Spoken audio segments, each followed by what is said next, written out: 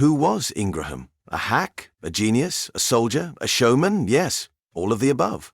Welcome to the vault of lost tales, resurrecting the authors that time tried to bury. Before television, before movies, even before radio, the American frontier was shaped by stories, many of them wildly exaggerated. And no one exaggerated quite like Colonel Prentiss Ingraham. The man behind hundreds of dime novels featuring cowboys, sharpshooters, and outlaws, Ingraham helped turn Buffalo Bill Cody from a real person into an unstoppable folk hero. Prentiss Ingraham was born December 28, 1843, in Mississippi, the son of a novelist and naval officer.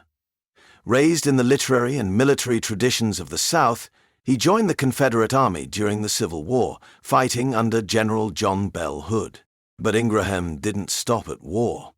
After the Confederacy fell, he lived like a character from his own novels. He traveled to Mexico, fought with Emperor Maximilian, became a soldier of fortune, and even got into scrapes in South America, Turkey, and Egypt. He was basically a walking, mustachioed action movie. In the 1880s, Ingraham's restless feet found their way to a new kind of frontier, publishing.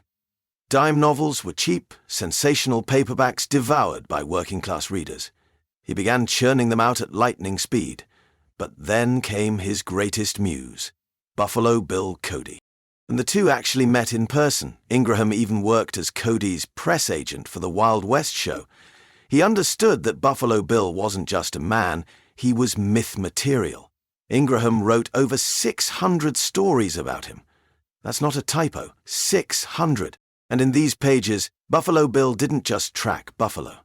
He hunted ghosts, foiled foreign spies, fought sky pirates, you name it.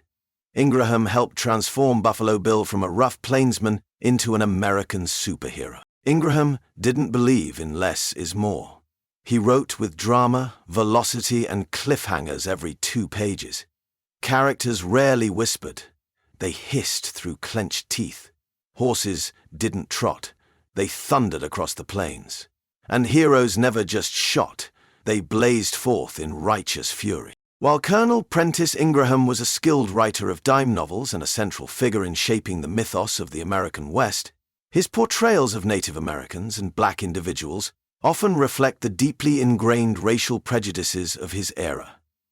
His depictions can be sensationalized, stereotypical, or outright offensive. It's important to recognize that these stories were not written as accurate representations, but rather as products of 19th century propaganda, adventure fiction, and manifest destiny ideology.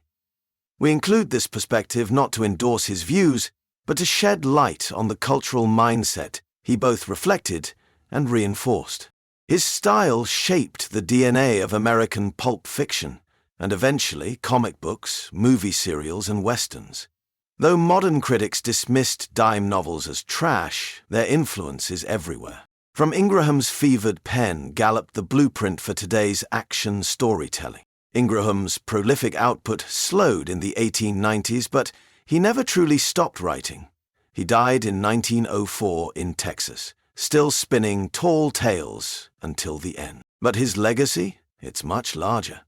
Every time someone slaps a 10-gallon hat on a hero or says, "This town ain't big enough for the both of us," they're standing on ground Ingraham helped build, one word at a time. Colonel Prentiss Ingraham didn't just write pulp, he poured gasoline on the fire of the American myth.